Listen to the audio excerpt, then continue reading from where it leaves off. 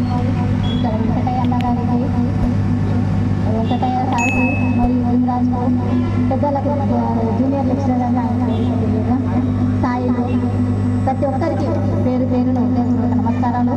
అందరూ మన కోడంగల్ అభివృద్ధి కొరకు అందరూ ఎండలో కూడా టెంట్ వేయకుండా కూడా అందరూ వచ్చి తన వంతు నాకు పదాలు మాట్లాడి కూర్చున్నారు. చాలా సంతోషంగా ఉంది. ఈ కోడంగల్ ప్రాంతం అంటే ఎప్పుడు చూసినా ఇదే మన ధర్నాలు, ఉద్యమాలు ఇదే దానికి పనికి వస్తుంది. కానీ మనకు వచ్చిన దాని తర్వాత ఇప్పుడు ఇక్కడ ఉన్న ప్రతి ఒక్కరు కోడంగల్ ప్రజలు చుట్టుపక్కల అందరూ ఉన్నారు. ఇక్కడ ఉన్న 10 మందే కాక ఇక్కడ పక్కన నిలబడుతున్న అందరూ కూడా ప్రతి ఒక్కరు కూడా స్వచ్ఛందంగా వచ్చి ఈ నిరసన తెలపాలని మనస్ఫూర్వకంగా కోరుకుంటున్నారు. ఇక్కడ కోడంగల్ వాసులు కూడా అందరూ విద్యావంతులు ఉన్నారు, మేధావులు ఉన్నారు, విద్యార్థులు, పెద్ద ఎత్తున మన వ్యాపారస్తులు ప్రతి ఒక్కరు ఉన్నారు. ఇక్కడ కూర్చున్న వాళ్ళకే లాభం అవుతుందని అనుకోవద్దు. ఇక్కడ కూర్చున్న వాళ్ళకి ఏ లాభం లేదు. మన కోడంగల్ అభివృద్ధి చెందాలనే ఒక సంకల్పంతో, ఒక దృఢ సంకల్పంతో ఇక్కడ ఉన్న వాళ్ళందరూ ఈ 25 రోజుల నుంచి రకరకాలుగా నిరసన వ్యక్తం చేస్తున్నారు.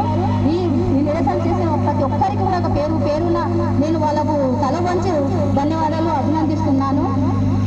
మనకు సీఎం రేవంత్ రెడ్డి గారు సీఎం అయిందంటే మన కోడంగల్ ప్రాంతం అభివృద్ధి చెందుతుంది అనే ఆలోచనతో ప్రతి ఒక్కరూ ఆయనకు సపోర్ట్ చేసి ఓటు వేసి గెలిపించిన తర్వాత మన కోడంగల్ మండలం పక్కనే అప్పాయపల్లి గ్రామంలో మెడికల్ కళాశాల, సమీకృత గ్రూపుల వివిధ రకాల విద్యా సంస్థలను శంకుస్థాపన చేసింది. శంకుస్థాపన కొరకు మన రైతుల దగ్గర భూములను సేకరించిన తర్వాత శంకుస్థాపన చేసింది.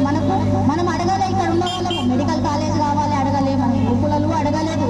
ఆయననే ఇక్కడ డెవలప్ అవుతుంది అన్నట్టు ఆయననే ఓట్లేసి గెలిపిస్తారు అనే ఆశతోనే ఆయన తీసుకొచ్చి పెట్టిన తర్వాత శంకుస్థాపన చేసిన తర్వాత మరి ఏది అయిందో ఏమైందో మనకి ఎవరికి తెలియదు. అలాంటిది ఇక్కడ ఉన్న కళాశాలలన్నీ అక్కడ వేరే ప్రాంతానికి తరలిస్తున్నారు. అది తరలించొద్దు. మన